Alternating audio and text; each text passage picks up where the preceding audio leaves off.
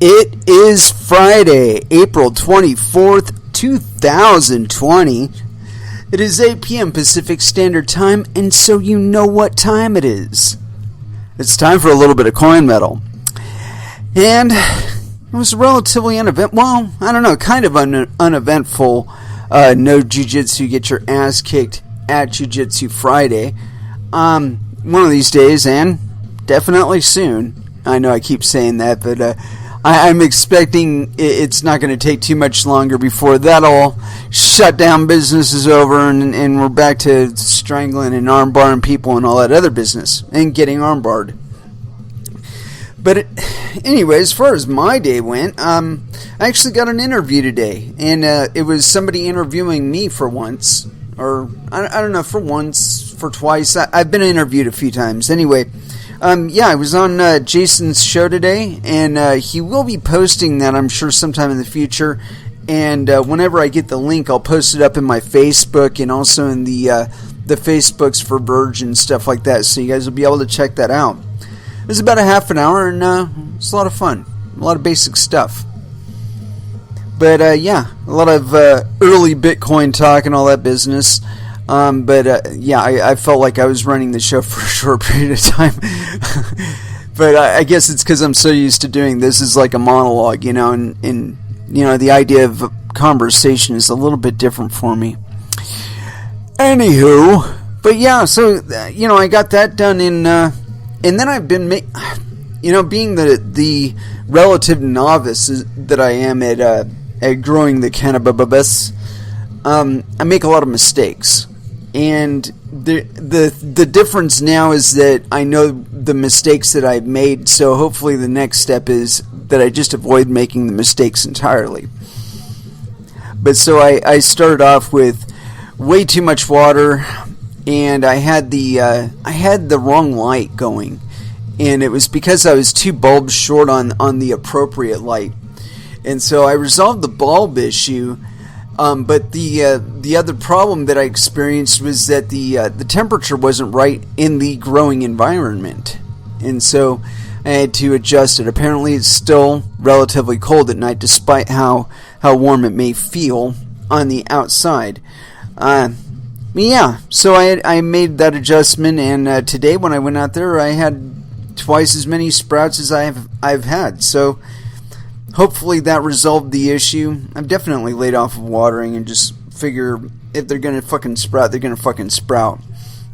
And with that mentality, I would have cleaned out about 4 of them last night that hadn't sprouted at all. And I went out there today, they had a fucking inch on them. So, I'm not complaining. Not at all. So, a little bit of progress on that front. And hopefully the rest of them will wake the fuck up, because right now, I'm looking at like maybe 50% of the seeds I put in the ground have actually gotten grip. But I attribute that one to the possibility that a lot of the seeds were harvested early, because this is actually the first year that I went off of my own seed that I had propagated, and so it's like my little genetics program. And so I've been trying to keep track of my game meats and stuff, and this time around I'm using just like 1, maybe 2 plants, but of the same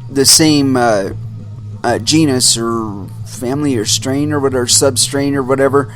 I don't know how to categorize it. Everything's so crossbred when it comes to cannabis. But the intention this time around is, I know I've got some genetics in my genetics that I would rather to make it like a lower percentage of the expressed profile, and so I'm wanting to concentrate specifically on 1, maybe 2 strains and just like really refine them and like bring in the traits that I want and just really hammer down and get a really consistent set of DNA going on, where I know all of the game meats involved, where the only pollen it's exposed to is, from the males that I know are in the same vicinity, and so I'm able to control the expression of the plant, that enhance the particular traits that I would like to enhance, while not letting the rest continue on. And right now they're kind of fucking self-selecting with this few of them has been popping, so I don't know. Hopefully the majority of them aren't males, and I get a higher percentage of them actually active now that I've adjusted the temperature in the room to where it'll stay in the range that they like to be in. They like to be, they're like anything else. The warmer it is, the more active they are. I might even try and hop the temp up specifically because of that. But yeah, like I said, I made some little adjustments, and it's paying off. And so hopefully it continues to do that, because I definitely got to get started on my starts and get that rolling. I've already got people that want starts, so the things continue to accumulate, whether or not you have money or whether or not the rest of the economy is going. You still have your local demands that you have to see to. But yeah, as far as what we're going to get into on crypto today, I got all sidetracked today, and I'm sure I'll come up with something, but I got all buried in processor architectures and the differences between sets of instructions and shit like that. I'm not going to get into it here, but I started wondering about stuff and got all the way down into architectures before I finally crawled back out of the rabbit hole and rejoined society here. But I'm sure that at some point in the future, the curiosity that's pulling me along there will drive us in a productive direction. It typically does. Anyway, so let's go ahead and get into some music. And I did get some additional static X today, but we're not going to be starting with that. I got some additional periphery too, but we're not going to be starting with that either. I haven't even had an opportunity to upload that yet, but we have it. So if you're a periphery fan, I'll probably be playing more stuff off of that. But yeah, so we typically start with body count, and so that of course that's exactly where we're going to start. But what song? It's always the conundrum. Some good stuff. So as far as our first dance, I want to get away from that. Oh, where is it? Not that one. Let's go for Talk Shit Get Shot here on Coin Metal First Dance.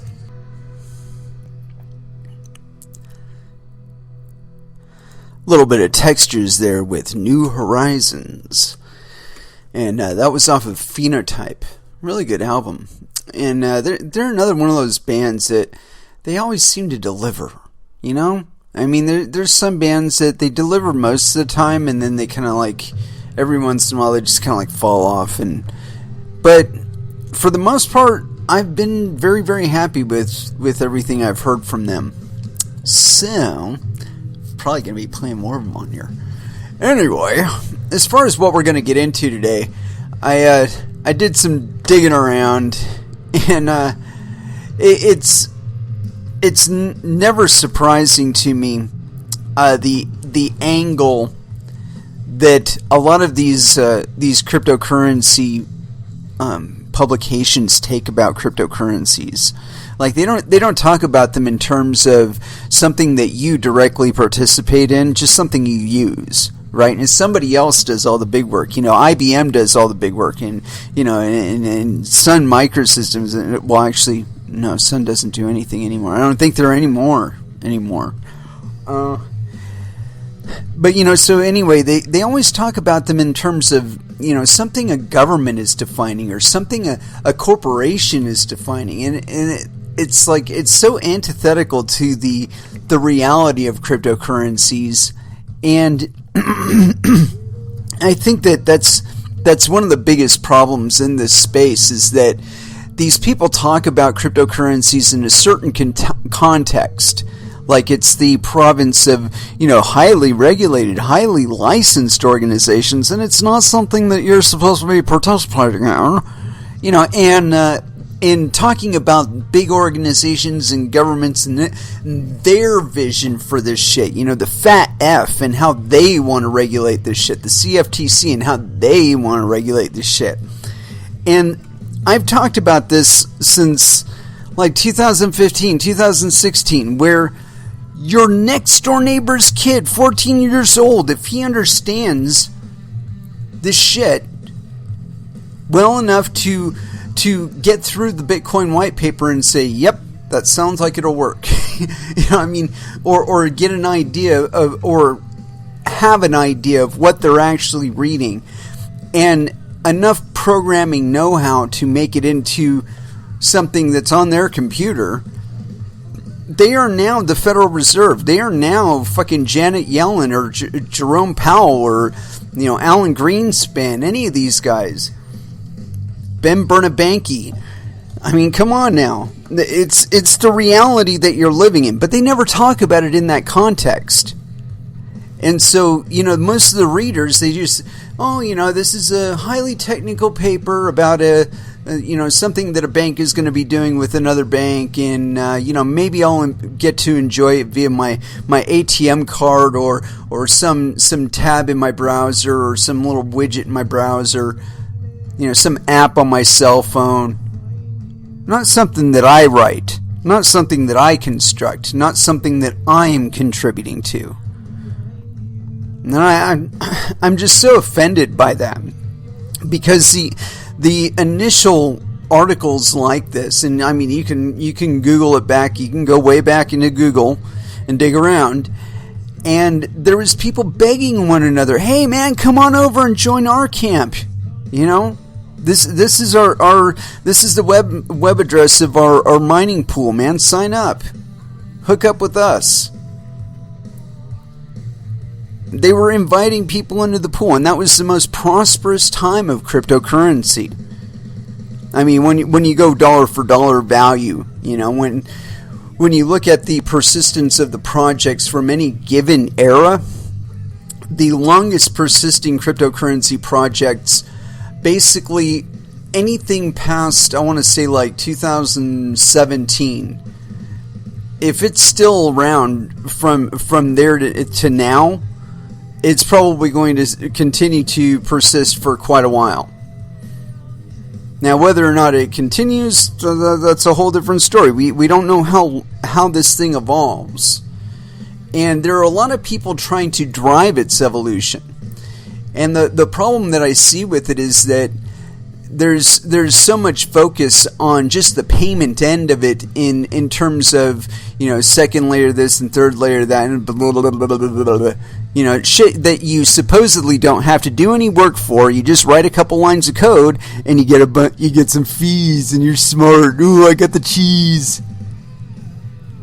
You're gonna find out the cheese is rotten, kid. You're gonna find out that you're getting second, third layer shit that, if you do try and cash it out to Bitcoin within the system that you're accruing it in, it's going to cost you at least half of what you accrue just in transaction fees to get it back out on chain again and in your custody. And I think this is something that's kind of lost on people now, because they're looking at fees, and from what I understand, there's been a minor bump in them. I'm starting to see a little bit of concern out there about it. But you know, when the reality of those increasing fees starts sinking in, you know, it starts becoming really clear that no, your market model isn't even currently feasible as a quote-unquote experiment that you stash away in your little disclosures paper, that it's a quote-unquote experiment so you can avoid any kind of legal liability, right, in case it fucks up or in case you get hacked. But, you know, if you're not even, like, pulling a profit at that state, what about when you start applying for licenses? You know how many regulatory jurisdictions there are out there that you'll have to report to? You know what kind of records you're going to have to keep for these people? I mean, you might as well get a warehouse now, because you're not going to be able to afford to rent the space from AWS to store all the fucking records to the kind of security level that you're going to have to be able to meet the regulatory threshold that these people expect. And so, yeah, I see them all as a boondoggle, all as a bunch of bullshit. It's trying to pre-direct how you can spend your money in a wide variety of little chasms, that are further and further derived from the actual network itself, that people like you are supposed to be constituents of, miners on, not just little user nodes, not just little user wallets, but actual miners. I believe that like community and micro farming is going to become a much more public venture, that people are going to be looking for a return. And where they're going to be looking is not these centralized CBDCs where every little fucking government entity and every little corporate entity that's managed to nestle their way into the transaction flow gets a little cut of your fucking business with every transaction that you do. No. They're going to be doing it via micro coins out there that aren't even big enough as far as like capitalization to end up on an exchange. That don't even have enough liquidity to bother with that, because it would cause the relative value of them to go through the fucking roof because there's so few in circulation. They're probably even going to be limited issuance, even more limited than Bitcoin, in that they're not going to be 140-year projects. They're going to be 2 months, maybe 2 months, as long as they actually need the chain to be active and live. And that possibility being out there that, a relatively small, independent cryptocurrency between individuals, between friends, could be constructed and launched. It's probably already happened several times by now. There are probably multiple that nobody is even aware of because they're not on CoinDesk and they're not on any of these other cryptocurrency publications, and they're not looking to be. They're not sharing their information with the open public. They're sticking with people that can keep their shit together and not go to mommy and daddy if they get burned. Just remember not to do business with that asshole again. So anyway, let's get into some subject matter here. And I think I want to start with this one. This is on Cointelegraph.com. And this is by Kirill Bayanov, and I'm going by the masked picture and lack of hair, and just going to say yes, penis. Although this is kind of weird because guy's wearing a mask, but it's dated August 2nd, 2019. How the fuck did this thing end up on my Twitter feed? I don't understand how that happens.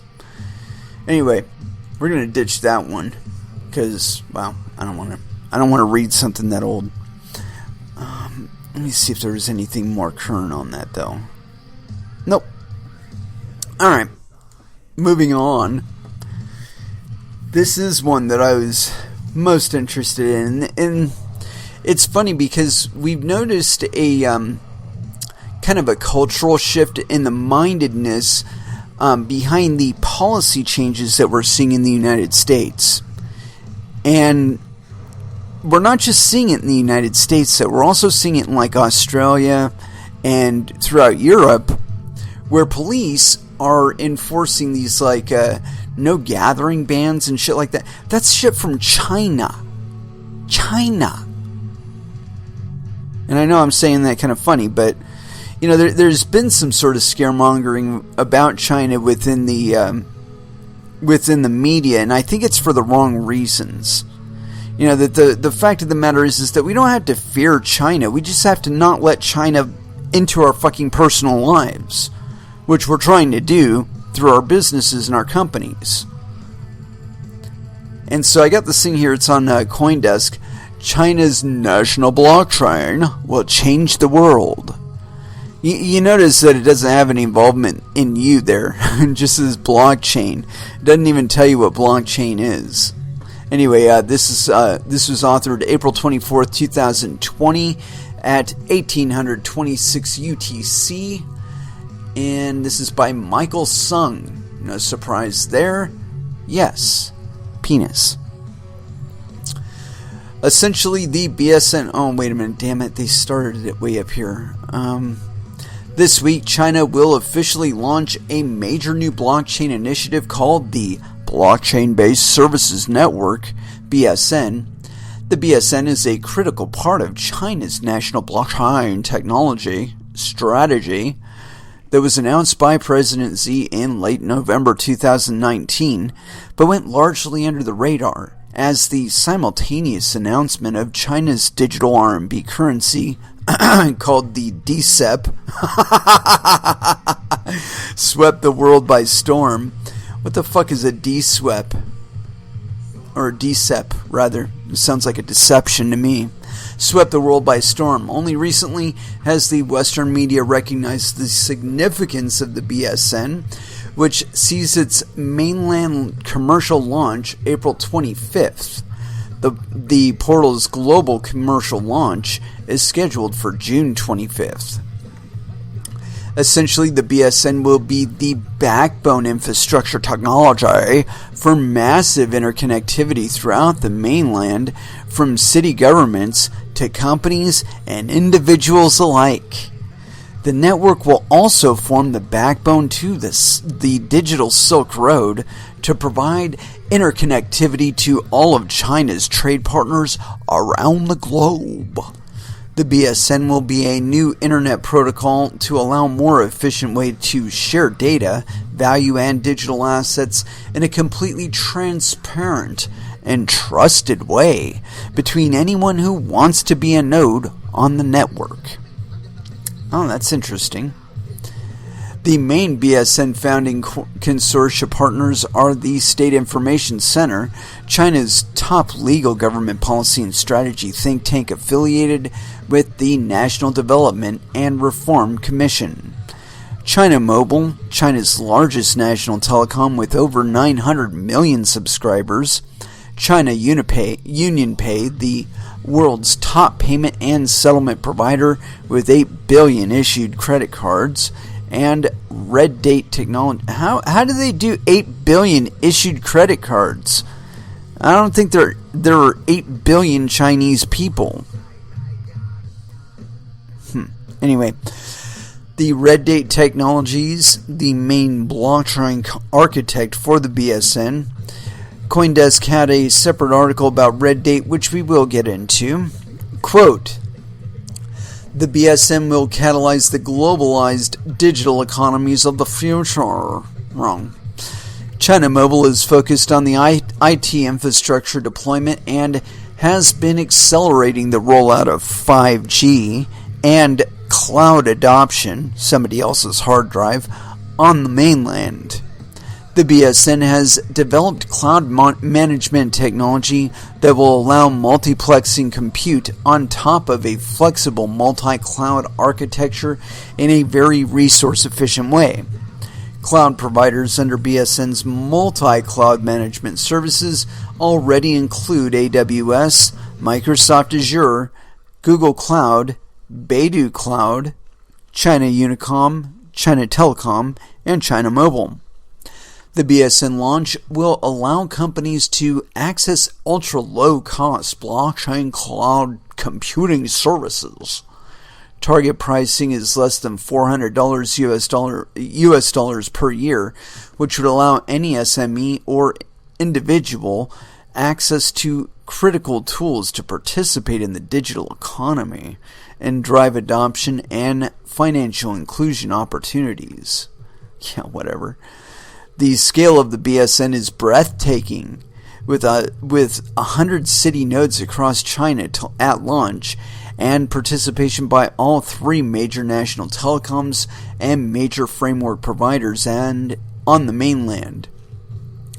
The central government has developed a master top-down plan to connect all major cities in the country, rolling out to 200 cities over the next year and rapidly to all 451 prefecture-level cities thereafter. As I write this article, the world's largest scale blockchain technology testnet is imminently preparing to launch.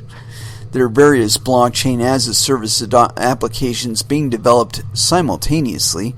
many of which are already being deployed by city governments to provide services for citizens across the mainland, ranging from paying utility bills to registering company credentials.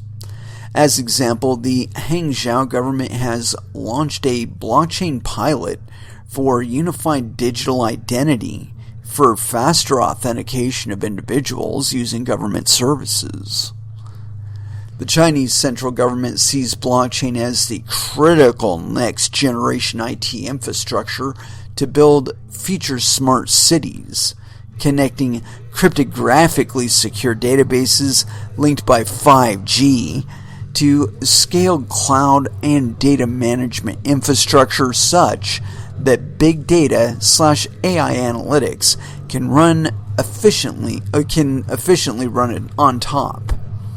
Yeah. China simply can't implement all of that at scale with a mashup of decentralized systems at the moment, nor does it want to, given the attendant security issues related to sensitive government information and citizen privacy. Thus, a permissioned blockchain ecosystem becomes the key infrastructure of infrastructures that allows the vertical integration of cloud technology computing, 5G communications, industrial AI, IoT, AI, and big data, with fintech and other application-level services overlaid on the stack. You know, every layer that you put on something introduces a whole new class of exploits that can be taken advantage of. I just wanted to point that out. Anyway, continuing on, quote, the BSN will be the backbone infrastructure technology for massive interconnectivity throughout the mainland, from city governments to companies to individuals alike. Yeah, we already read that. While the BSN itself is a permission chain forked from Hyperledger Fabric, it will allow interoperability with public chains and other decentralized platforms, which will be fully implemented by July 2020.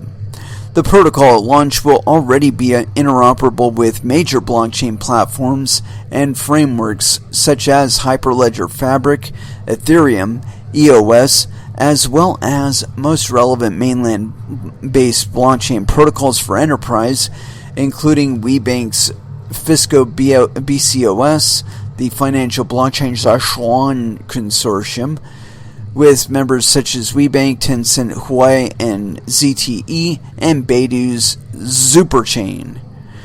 To be clear, the BSN is created to facilitate strong cryptographic security and privacy measures to protect the interests of anyone who will be operating with the protocol, except from the Chinese government. This is analogous to the original TCP/IP Internet Protocol, which was originally developed by the U.S. Defense Advanced Research Project Agency for military purposes, but now adopted commercially and privately by the entire free world. In a similar vein, anyone can now become a node and or deploy a DApp on the BSN network and share data or conduct business in a completely trusted way. On the mainland, all city governments, state-owned enterprises, and IT framework operators are gearing up to adopt and or interoperate with the protocol. Because of the scale of the deployment and adoption within China alone, upon launch, the BSN ecosystem will instantly become the largest blockchain ecosystem in the world and will become a strong driving force of institutional and government adoption of blockchain around the globe. What blockchain? What fucking blockchain? If we're just talking about a bunch of centralized bullshit networks between fucking Microsoft and IBM, it's really of no use to us because you can't control anything on it. You're just a user on it. And while that's wonderful that you can make little dApps and shit, invariably you're going to be enriching the stakeholders, i.e. the permissioned networks that are maintaining everything. And again, These people do not seem to understand the incentive process going on here. If they make themselves a centralized point of value creation, they are going to create in themselves the large target on their own heads for other people, and not just the Chinese people, but people around the globe, to act as adversarial actors and try and hack their shit. And the more exposed those individuals are on the more interfaces that they have available to them, the more exploits they're going to be able to take advantage of, and the less secure this thing is going to be. Congratulations, China. You're going to show us what central point of fail looks like on a very, very large scale. On like a continental scale. Anyway, continuing on. The launch of the BSN comes at a critical point in the history of humanity. Modern civilization has never been in a more precarious position. Yeah, brought about by centralized fucking planners planning the shit for the last 5 decades. Duh! Think it's gonna get any better if you put the shit on a blockchain? No. Continuing. Where the beginning of 2020 has witnessed an unprecedented pandemic, that's a social occurrence, that is concurrent to the kickoff of perhaps the large-scale financial crisis the world has ever seen. No. All this shit was planned. I mean, really, if you need like a big plan to describe at least in like metaphorical terms, look to the Bible. You've had it in your face for about 500 years now that you've been able to read it, or maybe about 500 years where it's been publicly available to you. What the big plan is, what their big plan is. But the thing is it's all perceptual. Even now, even with all the monitoring and all the documentation and all that shit, it's all perceptual, and it's all based on previously observable events. And as you complexify anything, you complexify the number of exploits and changes that can happen at an ever shorter interval. And you start putting that shit on computer clock times, and you're going to end up with a fucking chaos level that has never been witnessed on this planet. Anyway, continuing on. The launch of the BSN, we got that. Financial crisis. The Great Lockdown comes as nations around the world are decoupling from each other.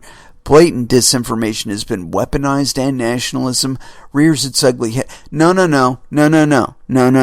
Nationalism isn't rearing its ugly head.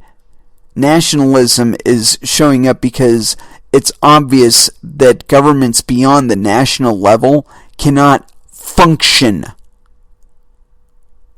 That is why we are resorting to national level governance instead of international level governance. Continuing on. Headways and not since the beginning of the World War II, that was also again created. One way to solve these systemic challenges is through technology that can... No. One way to solve these systemic challenges is to stop trying to create a fucking system. As soon as you create the system, you create the systemic challenges instead of trusting the fucking market to sort it out. Anyway, continuing on. Can enforce trust at all levels of society just as it begins to fray dangerously. No.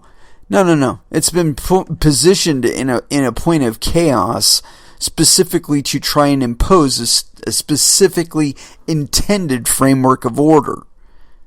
And again, the problem with that is that it's not based on reality. It's based on statistics, it's based on algorithms, it's based on the past.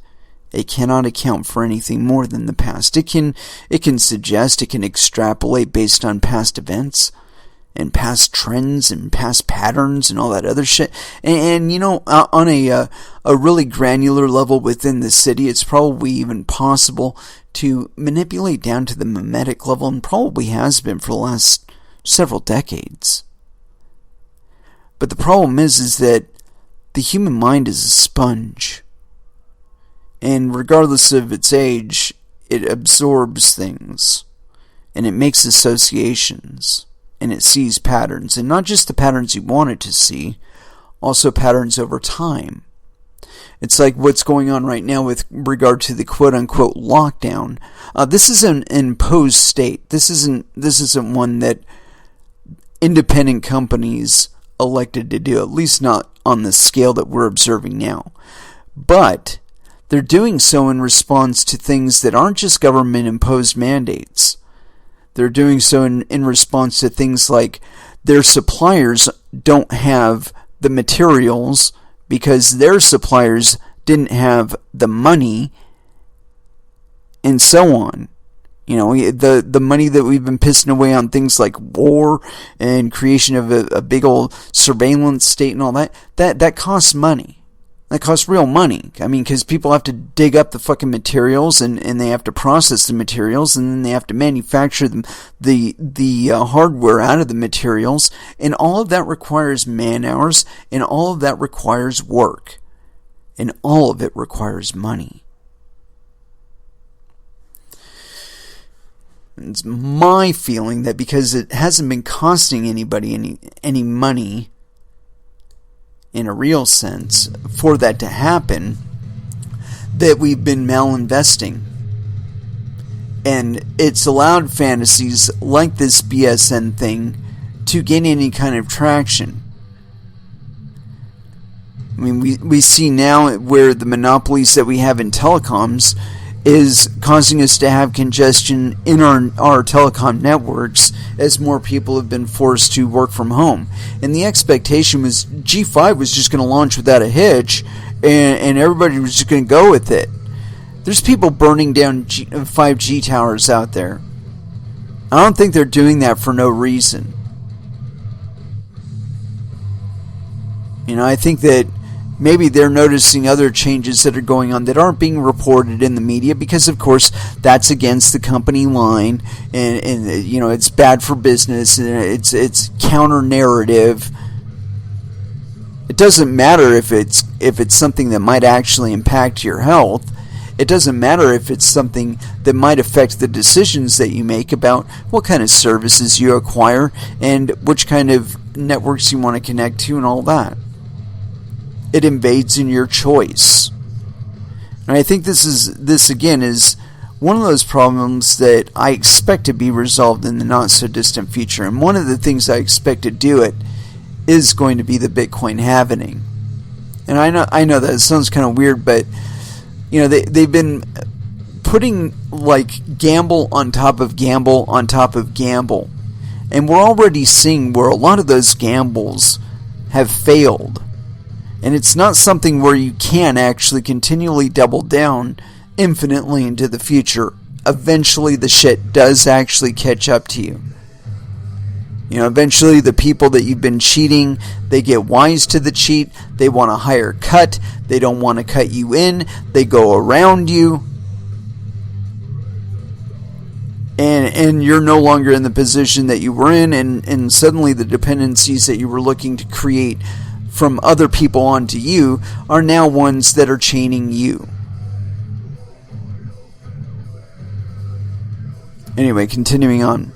The BSN can facilitate increased global trade and can facilitate increased global trade and bilateral economic activity to buffer against systemic shocks and great rifts that have been exacerbated by mistrust and differences in ideology. Yeah, it's because we want to be who we are, and some people want their people to be something that they want them to be, and some of them want to be like us, and we want to be like them, or it causes conflicts. Anyway, continuing on. It can connect the world more synergistically together, while democratizing access to the critical tools that will allow more efficient cross-border trade, investment, and international collaboration. No. I mean, literally, since the creation of cryptocurrencies, since the creation of Bitcoin, all you've really needed is a cell phone, and you've been able to connect with the rest of the planet and do business with them. Continuing on. This is particularly relevant in a post-COVID-19 world where the ability to digitally conduct business online will be paramount in the new normal. No, there is no new normal. This shit is not the new normal. And if you're fantasizing thinking this shit is the new normal, you're fucking wrong. People are already getting pissed out there. And once it becomes clear to them that they're not going to be getting their former lives back, they're not going to be happy. I mean, there's a certain percentage of them that will placidly accept the idea of sitting in front of their computer and being monitored all the time. There are. But personally, I believe that there are a greater percentage out there that have gotten accustomed to the level of freedom that they've enjoyed to date, and they want to continue enjoying that freedom. And they want to continue enjoying that lifestyle as much as they possibly can.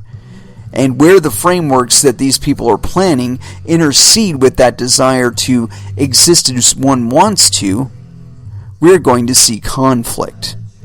And I don't really expect that these global quote-unquote blockchain projects will express or even function as these people would like to fantasize. The only reason things operate the way they do is because people know what they know at the time. But that changes. And whatever diversions people have right now that they're allowed to entertain with how they dedicate their funds, I believe that latitude is going away. And because of it, people are going to have to get a lot more serious about how they do invest their time, their money, and their effort. You know, because we're not going to be needed in a lot of the places that we were formerly needed because of some of the advantages that we will be seeing with the changes these people want to make. I see a greater conflict in the individual in the liberty and privacy and sovereignty of the individual in this kind of framework, and that alone, I don't think it'll fly. As we're starting to see people wanting to break the quarantine and going outside of their homes and doing their thing, and I expect that is the new normal. You know, the idea that when you're going outside your house and you're going on the freeway, I'm hearing about people driving 90, 100 miles an hour on the freeway, and the cops aren't doing anything about it. And what I think that really is right there is an expression of the fact that the cops can't afford to do anything about it. They can't afford to chase you down, at least not right now. See, personally, I think they're playing a long game. That they're expecting that we're going to burn through all the cheap gasoline, and when they've got the hammer down, and they're probably like buying the gasoline right now and surplusing it themselves, because they expect that there's going to be a period of time where the price of gas is going to go way up, and you're not going to be flying around at 100 miles an hour on the freeway anymore, because the UBI that you're being given isn't enough to even fucking maintain your vehicle's insurance, much less drive up and down the 405 freeway at 100 miles an hour. That's the long game. Remember that while you're burning that gas. You know, maybe be a little more conservative about it, because the price increases have already started, and if you do any shopping, you've already seen it, and I expect that's going to continue to go up. So keep it in mind, especially like I said, when you're whipping around the fucking freeway at 400 miles an hour or whatever, you're burning through gas that is a limited resource. You need people working at fucking processing plants, and you need people working drilling it in order to have it. Well, if that's not going on right now because of a lack of demand, that could cause a little bit of a divot in the available gas and the available fuel out there. So something to keep in mind, you know. And one other thing I wanted to add there. I remember the last time that gas got up there around $5 a gallon, and it was back in like 2000. And when that happened, the people around me responded in a very interesting way. They didn't ask their state government, they didn't ask their city government, they didn't ask anybody. They started renting fat that they were acquiring or from oil and shit that they were acquiring from McDonald's. They were renting that into biofuels and burning that in their diesel vehicles. And, sure, it's not as refined as what you can get at the gas station, but it kept them running, and they weren't paying no $5 a fucking gallon for gas. Anyway, let's go ahead and throw back down with some music. And I think this is a position that a lot of people, specifically celebrities, think they're going to be in all of this. They think they're going to be all like tucked away in their homes and everything's going to be cool. But it's kind of obvious from the outside exactly who has a higher concentration of wealth. And when it gets down to people start looking at their local area and start looking for resources, the people that have the bigger houses and all that, they're going to start looking like a lot better place to go look for stuff, And I expect that a lot of the celebrities and stuff out there, they think they're going to be able to sit away in their little McMansion and just watch it all happening from the outside live streaming. And I think this is the position they think they're going to be in, but I don't think they're going to be there. Anyway, here it is, Tool, Vicarious, here on Coin Metal.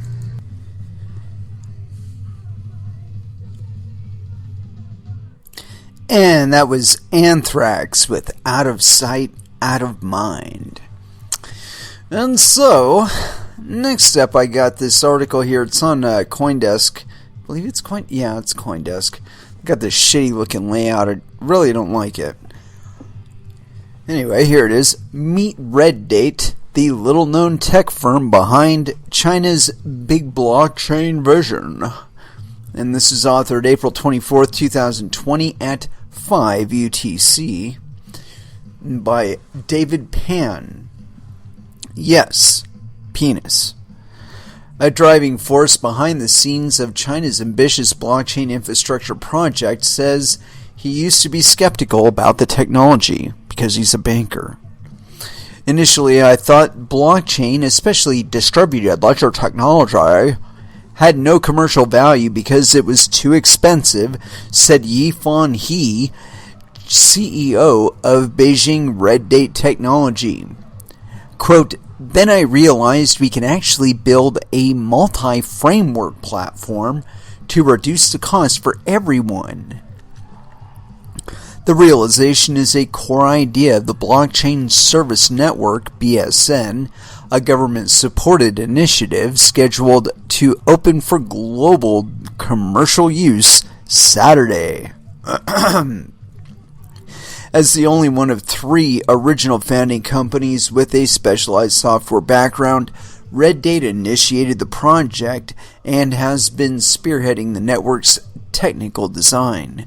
Quote, I think nobody has ever heard of it, but actually in many ways, Reddate technology plays a critical role in the development of BSN because they are the one who architected the BSN, said Michael Sung, a professor at Fudan University's Funhai International School of Finance. Quote, they are the one who actually created the technology strategy which went up to the National Development of Reform Commission. They made it happen. According to he, the 3 founding companies, telecom provider China Mobile, payments provider China Union Pay, and Reddate, have invested roughly 200 million yuan, $28.5 million, combined in BSN. They've also cut a deal to use 2 Amazon Web Services data centers in China. While a little-known company with fewer than 100 employees, Reddate is a critical player in a project with potential geopolitical ramifications, an e-commerce equivalent of China's Belt and Road Initiative. The world's most populous country has been investing in a variety of emerging technologies, from artificial intelligence to cloud computing to big data in hopes of not missing out on the next industrial revolution. Before blockchains can become a game changer, they need a stronger connective tissue, he said in a wide-ranging interview with CoinDesk. Quote, DLTs are essentially regional networks where they build applications in their own environment and are separate from each other. There could be an intranet environment where there are tens of thousands of interconnected DLT networks.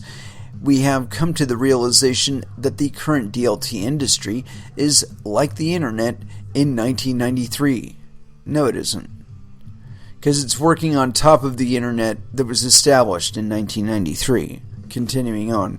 The BSN accordingly is designed to make it easy for companies and software developers to build applications on top of several of these networks. Quote, one of our primary goals is to include as many blockchain frameworks as possible and make them accessible under one uniform standard on the BSN platform, he said. Quote, in a way, we can save users overhead costs to build a blockchain while being able to offer more custom services. Plug and play. An unpublished technical white paper obtained by CoinDesk describes how currently siloed blockchain networks could work in conjunction with each other. Quote, different frameworks are not simply stacked together. Rather, they are made uniform through their adaptation of cryptographic algorithms, CA, Certificate Authority Management, Transaction SDK, Software Development Kit, and DApp, Distributed Application Management SDK, in accordance with Blockchain-Based Service Network Framework Adoption Standards, the paper says. Prepared by Red Date along with China Mobile, China UnionPay, and the State Information Center of China, SIC, the document indicates developers can use a single private key to develop and manage decentralized applications, dApps, on multiple frameworks and to realize interconnectivity and mutual communication between dApps. Within this process, each framework retains the unique features of its own smart contract and consensus mechanism. Quote, we envision that building an application for 80% of our users would be as easy as filling a form online. They don't even have to write their own smart contracts. All they need to do is select one of them in our system. According to he, the BSN is also working with developers of Cosmos, conceived as a blockchain to connect all blockchains, and Chainlink, a number of oracles which report real-world events to trigger payments in smart contracts. Quote, they will not only be two of the frameworks included in BSN, but play a significant role in increasing interoperability between different systems.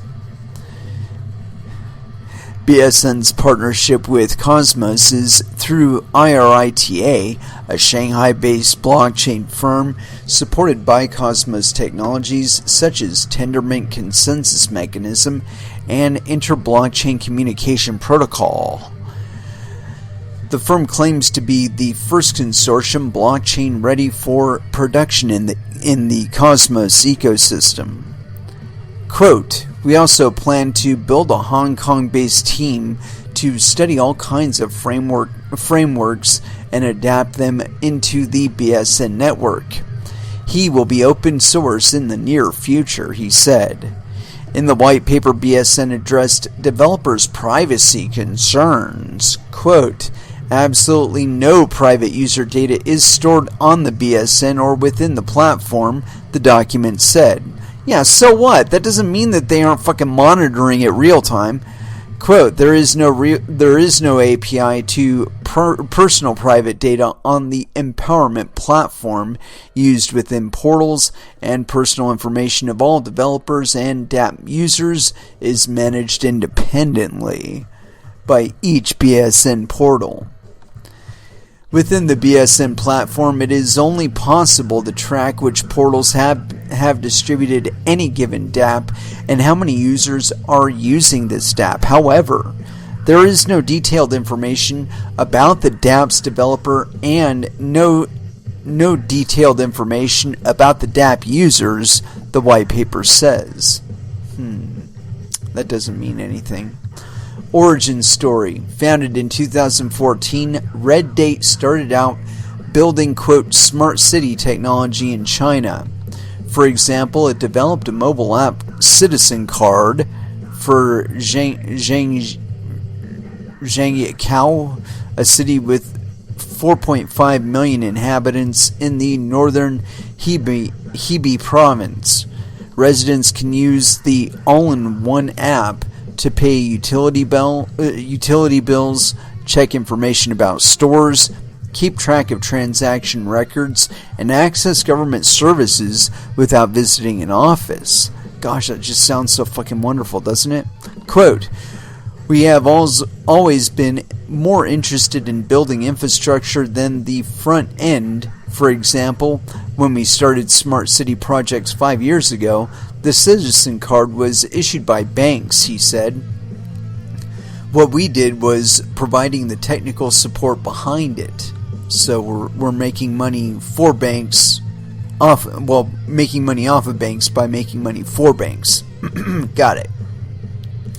According to Kichacha, a database of Chinese corporate registration information, Red Date has filed 7 patents and copyrighted 52 software programs.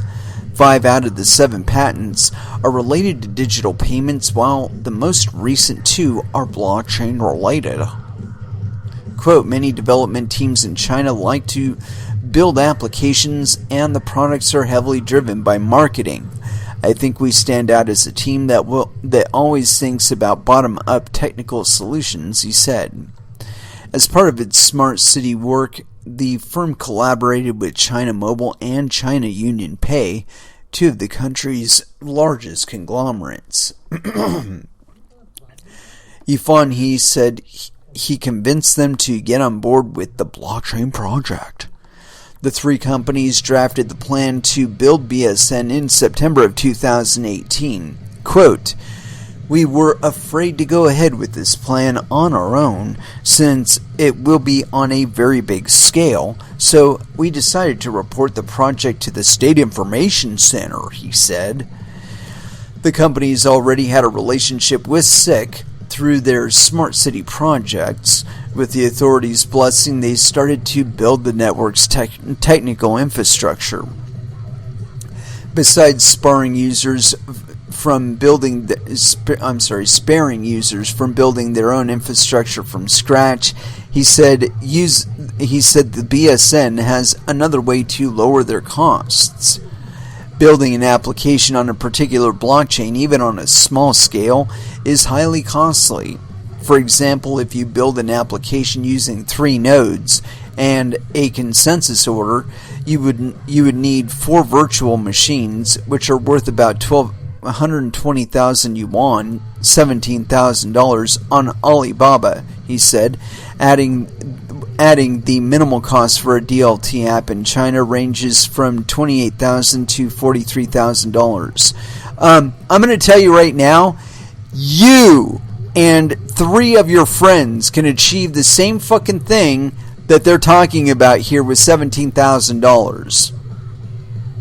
If you can establish connection between 4 nodes, and nodes could be anything, a fucking desktop, a laptop, a tablet, a phone.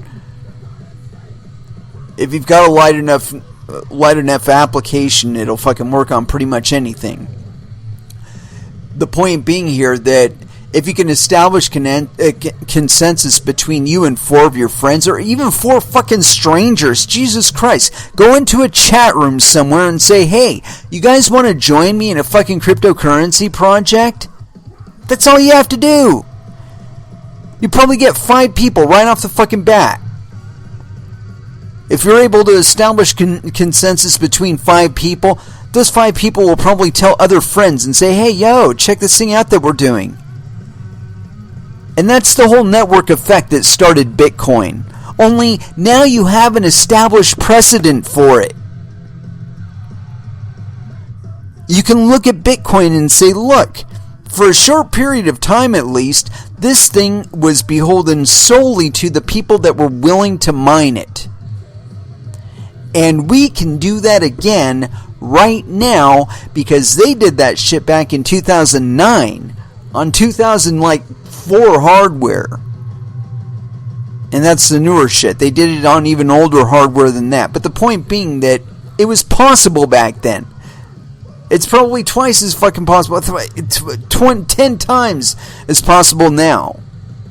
You know, I was just looking at CPU architectures today, and one of the things I came across was dimension measurements. And back when the, I think it was the A3, when Apple had decided to go to ARM processors on their iPhones, when the iPhone came out. I was looking at the nanometer measurements on those dies, the chipsets, and those were 60 nanometer die. Okay, and this is back in, like, I guess 2006, 2007, around there, I guess. Okay, so, you know, if you go to now, they've gotten 10 times smaller. You know, you got fabs out there talking about 5 nanometer architectures. And that's just fucking incredible. You know, but I've said this multiple times on this show. That is a product of mining. That is a product of the incentive structure of mining, causing people to blow shit tons of money on hardware that is faster and more efficient than the next guys. Anyway, continuing on. So we're at $43,000, and so, quote, one way we can reduce this cost is that we can let customers have our services in much smaller units. He said, quote, users can pay for exactly how much they need. Only 2 to 3% of enterprise users would need more than 1,000 transactions per second, which allows you to make full use of the services Alibaba provides. One virtual machine supports 1,500 TPS, according to he. Yeah, big fucking whoop-de-doo. AWS and more. A key part of the vision is the so-called, quote, city nodes, data centers that provide computing power, data storage, and bandwidth to support the services, i.e. a network that you can't participate in at all. The BSN has built more than 80 and is finishing another 40, he said. Quote, city nodes are not nodes in the usual sense, but a pool of resources, he explained. Oh, yeah, people are going to be using them for DDoS attacks. Quote, we pool a portion of resources in a city node for its existing system and then build our frameworks and the standardized environment. Oh yeah, so all of them will be hackable by the same exploit means. Just fucking wonderful. Central point of fail. China Mobile, one of the country's largest telecommunications network, will provide 90% of the city's nodes. Notably, BSN will also use 2 AWS data centers in Beijing and Ningxia Autonomous Region in northern China. It will split the profit with these data centers. Quote, AWS has been very supportive of our project and given us a great deal for the price of their services. I'm sure they're probably studying everything you do, dude. He said. A representative from Amazon's cloud computing arm is expected to speak on the launch ceremony Saturday, which will be held online. Beijing has banned large gatherings because of the coronavirus outbreak.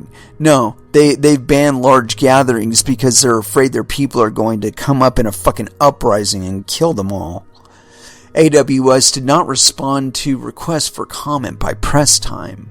BSN will leverage China Mobile's distribution network by carrying out mobile marketing campaigns while training technical people to get used to the network.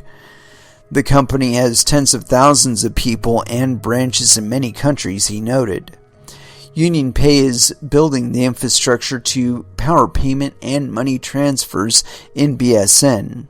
Since China does not allow payment for goods or services with cryptocurrency, all the payments based on smart contracts will be made through the traditional banking system. The payments company will also develop other basic functions, such as sending text messages as plugins. Yeah, so we'll just do our cryptocurrency transactions via your text message means, and fuck you. Continuing on. Several of the top 10 Chinese cloud technology companies have decided to use BSN to build blockchain-based services, quote, since we offer the most cost-effective services, he said, without naming any. Of course, not. Even though it's just launching now, he argued that BSN has already dug an economic moat around itself. Yeah, that it's going to fucking drown in. I don't think we'll face competition in China, he said. BSN is cross-cloud, cross-framework, and cross-site, and it will be difficult for Alibaba, Huawei, Tencent, and Baidu to build this interconnectivity. Yeah, which means that they'll probably interconnect with one another via other means and simply circumnavigate you, because obviously the overhead and the friction will probably be too much for them to endure. For example, Ant Financial could not use the framework from Tencent's WeBank in its system. These companies won't use their competitors' cloud service to build applications either, he said. There could be a few competitors outside of China, but he said he is not worried. Quote, at this point, BSN is at least 2 years ahead of any potential competitor, he said. Quote, onboarding the frameworks and raising the money takes a lot of time. No, it doesn't. No, it doesn't.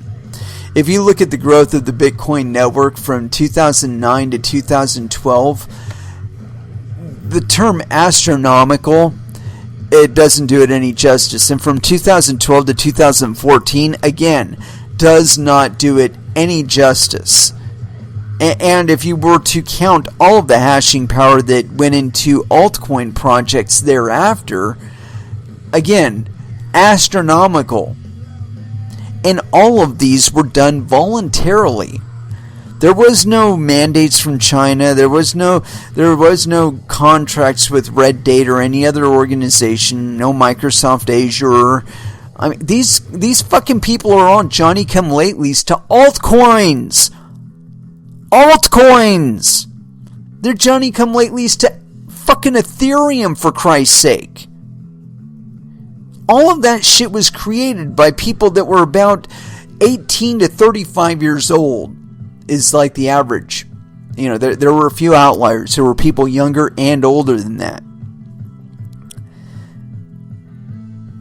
But they were just people. They were just people like you.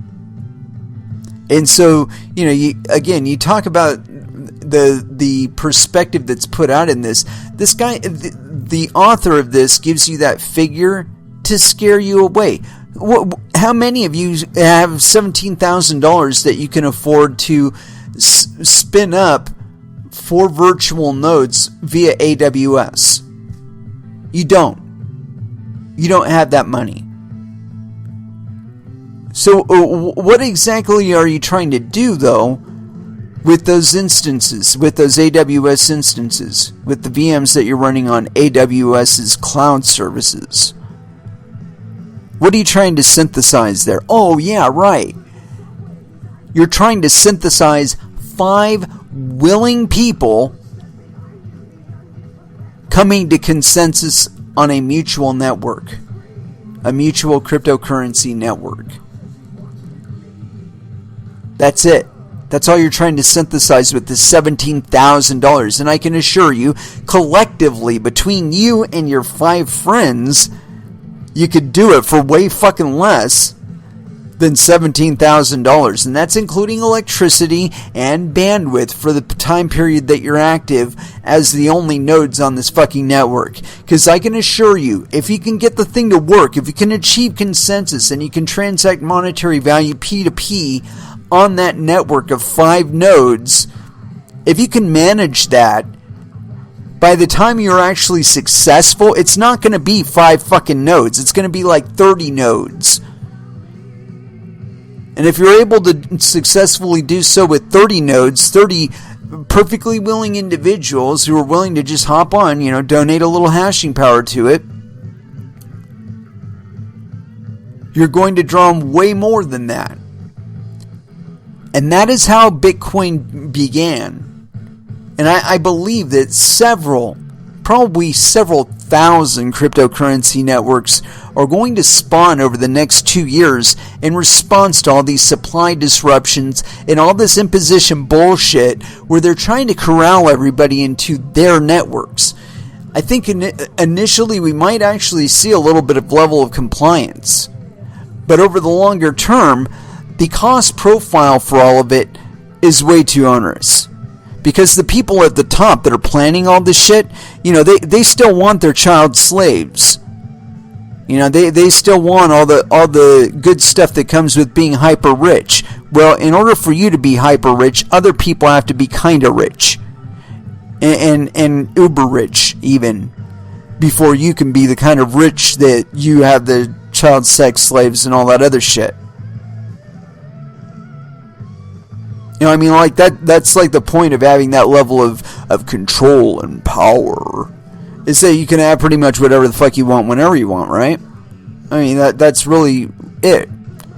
And so it's just a matter of desires, what exactly it is that you desire. Well, the cost of that, everything has a cost, even virtual stuff, and having the real thing is even better than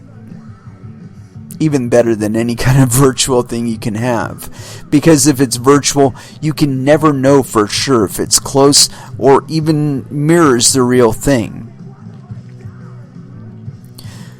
And that too is tempered by what's fostered most in our society. And I think at this point, sex and violence are the two things that are fostered the most. And with artistic expression coming in at a close behind finance, but those being the drivers that are being entertained now, I don't believe that we can regard them as the ones that will be the prevailing drivers over the long term. I think they're the drivers that we can afford to have while everybody has so much, or at least appears to have so much. When the rubber hits the road and we find out that you don't really have all that you thought that you had, and a lot of what you did have was bullshit, because it doesn't confer to you any more food. It doesn't get the food to your mouth any faster than anything else that we're talking about with, these enterprise class blockchain projects. Those things aren't going to be putting food in your mouth. They might be conveying the transaction that if you are somebody who has monetary value on the network, buying it from somebody else, that transaction might go across the network, but that's all the value that it'll be generating for you. And when in addition to not generating value for you, it's actually costing you face value and costing you privacy and liberty in a lot of ways that you wouldn't otherwise tolerate. Those costs add up. They don't go away. And because of that, people will look for other ways to cover them, such as not connecting to your Red Date network or any of that other blockchain bullshit. But yeah, that's one of the reasons why I'm very bullish when it comes to crypto, but I'm not so bullish when it comes to quote unquote blockchain, because again, blockchain is at some level or another out of your hands and out of your control, which means it's in somebody else's hands, the control that is. And while it is in their hands, it's optional what control you have. somebody else can be redefining your control without your knowledge. That is, as long as you're not the one participating on the network. And this drive to push you away from the networks, I think, again, it will prove out in the not so distant future to be far more costly than simply using that same hashing power, same electricity, and same bandwidth on a proof of work network instead. Anyway, let's go ahead and throw back down with some music. And, I haven't played any Death Angel in forever. And I know there's a song that perfectly expresses how I feel when I hear the word blockchain. And let's see, where is it? There it is. Death Angel, Bored, here on Coin Metal.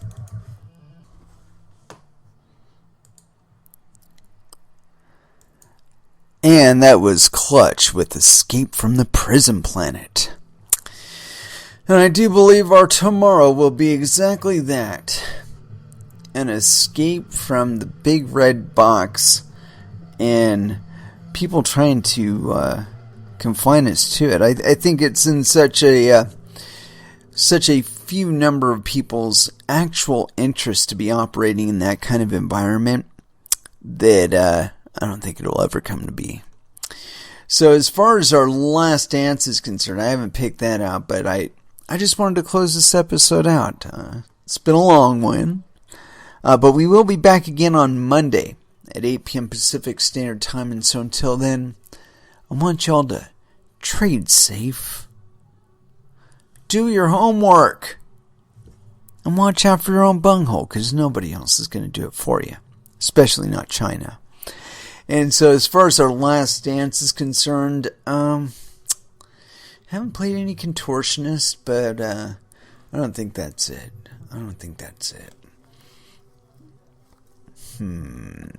What should we put on? I know. A little bit of COC. Dance of the Dead, Last Dance, here on Coin Metal. Thank you again for listening, and y'all have an excellent weekend. Good night.